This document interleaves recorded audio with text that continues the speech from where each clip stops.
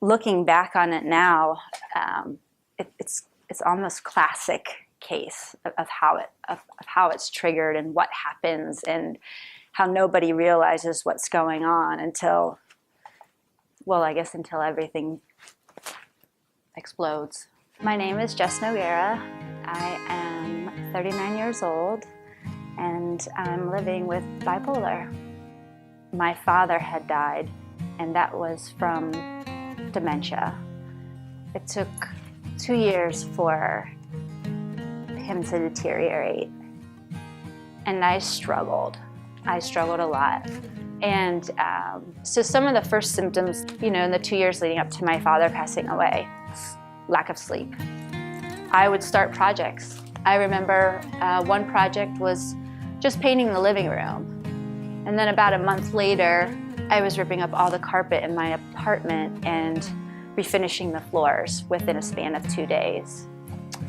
And I would run, and I would go, and I would run, and I would run until I was tired, or just couldn't go anymore, or until sunlight came up. That was my thing. I would run until sunlight came up. It was time to get dressed in and start the day.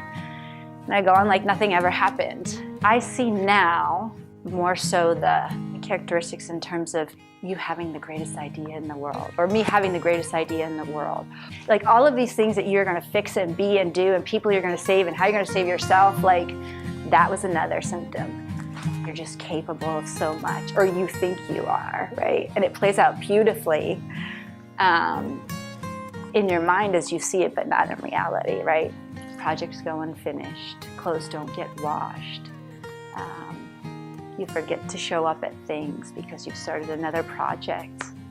And then when I got married and moved into a home with another human that was an adult that could notice their wife not coming to bed, things began to click. And I remember I was standing in my underwear, reeling, screaming, crying, and my brother came down the stairs. My husband, had called for him. And he was really gentle. And I listened to him, and I went with him to Deaconess.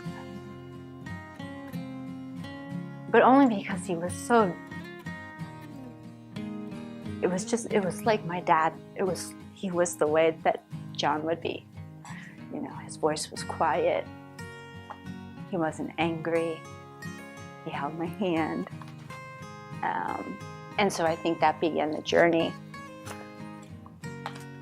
to being able to live with bipolar. I went to treatment. It was 30 days, and we pull up. And I just started to cry because it was nothing like the pictures. And I begged my husband, who had gotten on a plane with me, please don't leave me here, please don't leave me here. And after a couple of hours, I realized I was staying. While they were very kind and I really appreciate everything that they did, I think I went home after 12 days with a dual diagnosis. I was an alcoholic, came to terms with that there, realized drinking yourself to sleep, and eventually drinking through the day is not the way that healthy functioning beings deal with grief in the bipolar diagnosis. And so and the next 2 years was battle after battle after battle to try to win this war, right? This war that rages inside of you that nobody on the outside can really get it. And it becomes super annoying. And it doesn't matter how bad you want to be good or how, all the actions you take to live this normal, stable life, sometimes you're not always making the right choice. People really believed that I wanted to make my way to a space where I was well. I put in the work. We put in the work. We did all the right things for the most part, but it just couldn't click. And it gets tiresome. It gets really tiresome. And when your family tells you that they're just tired, you don't get it. You're like, what do you mean? I'm fighting for my life, you're tired? But looking back now, I get it. because I can be great one day and destroy everything the next. My best day is I get up, I take my medication in the morning, I do some yoga most mornings, on the best mornings.